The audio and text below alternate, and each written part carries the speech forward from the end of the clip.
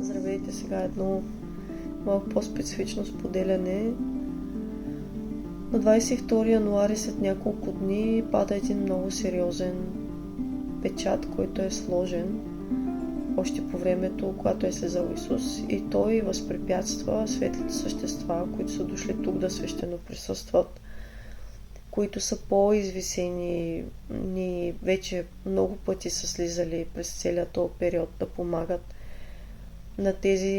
на светли същества, които са дошли тук, да си припомнят кои са и да засветят, да помогнат с това свое пробуждане, за да се промени, измени цялостната система, която работи в това енергийно и информационно пространство, в което се намираме.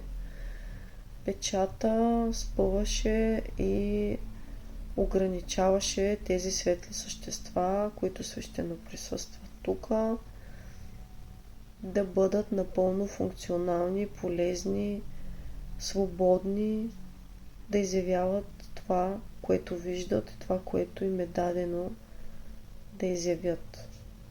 Няма да влизам в подробности. Този печат пада на 22 и това е много, много преломен момент за всичките тези същества, които са свързани с изначалната същност на източника, на истинската светлина и любов. След 22 януари ще виждаме много повече изявления, много повече разтваряне на пространството и приемственост към тези същества.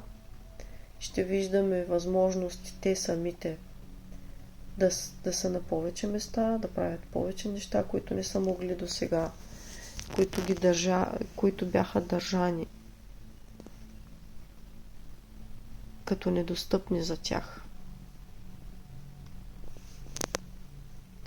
Правя това споделяне, за да видим всички, че целият този период, през който преминахме, всичките прераждания, слизания, идвания, усилия и любов, която сме вложили за това, тези същества, които са в дълбока заспалост, но са свързани с тази изначална божественост, светлина, любов, са готови да се пробудят, могат и се пробуждат и ще се пробудят.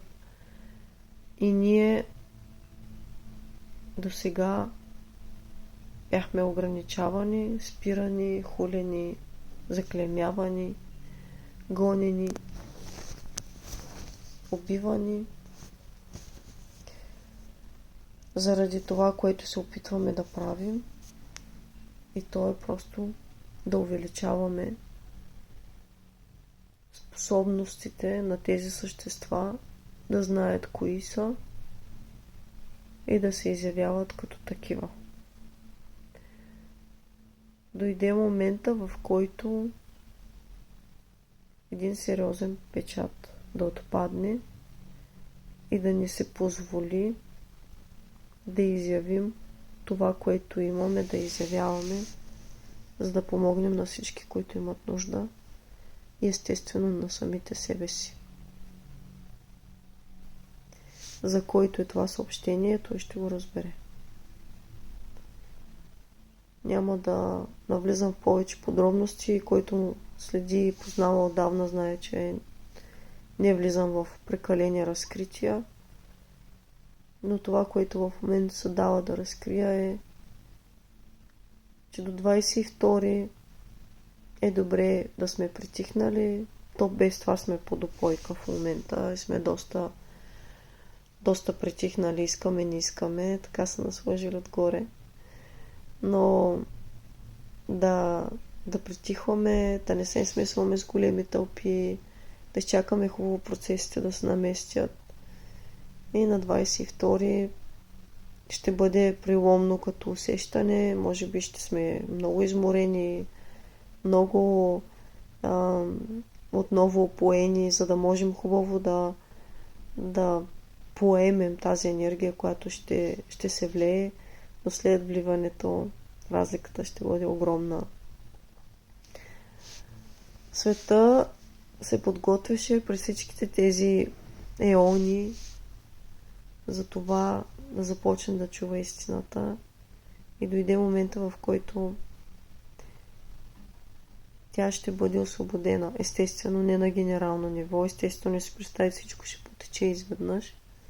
Но един аспект от това, което ни задържаше до тук и ни ограничаваше и саботираше, отпада. Благодарим му, благодарим на всички светли същества, на себе си също, за усилията и за осторожността, които проявихме, и готови сме за новия период, който предстои. Убедена съм, че така както не се даде свобода през всичките тези медии, възможности, компютри, които са естествено във владение не на толкова светата сила, но бяха в наша услуга до тук. Сега ще ни се дадат още повече инструменти, с които наистина да осъществим това, за което сме дошли, за което сме благодарни. Готови сме. Благодарим.